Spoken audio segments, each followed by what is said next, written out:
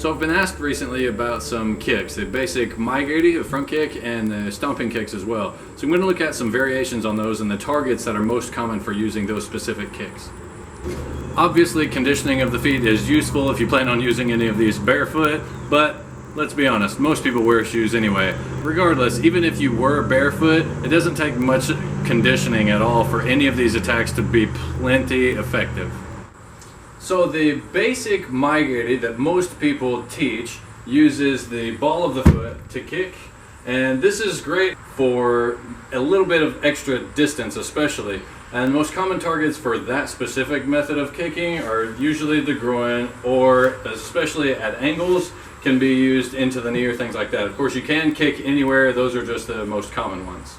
So the effect of using that basic kick, the standard maigiri using the ball of the foot, can obviously, for one, just be a balance displacement or a positional displacement as they move to make distance that way.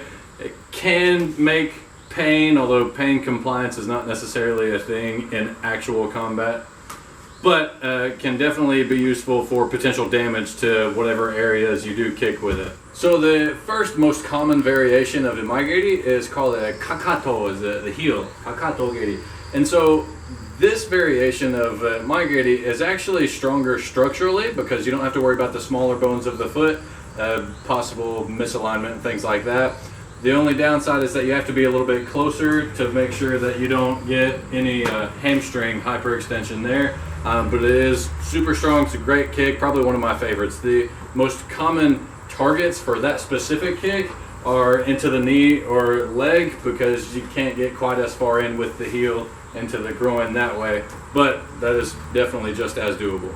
Of course, the effects of kicking with the heel are essentially the same as kicking with the ball of the foot. They're just a little worse, especially because of the fact that that kick is typically stronger, and so it can produce more damage that way.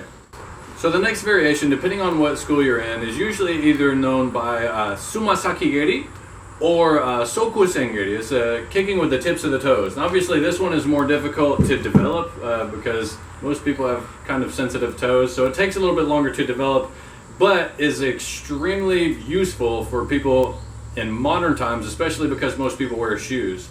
And the number one target for the sumasaki geri, depending on where you're from, the pronunciation, either a perineum or perineum, either way, it doesn't matter. If you know where that is, you know that it works really well. If you don't know where that is, Google it. So the sumasaki geri can be used just like any other kick in a lot of different places. That's just number one. So you might actually want to Google the effects of that kick too. So for stomping kicks, of course, when anyone is down, you can still kick the same way with the ball of the foot or any other part of the foot in any other part of the body and do whatever it is that you're looking to accomplish. But typically the most effective strikes or stomps when someone's down is using the edge of the foot or the heel. And the effect of using either of these stomps with the heel or the edge of the foot, especially in between the legs into the center of the pelvis, can be quite destructive as far as structure in that area and even potentially their ability to walk ever again after that. So be careful with this. Did you hear that cricket? I forgot what word. You can just quit recording.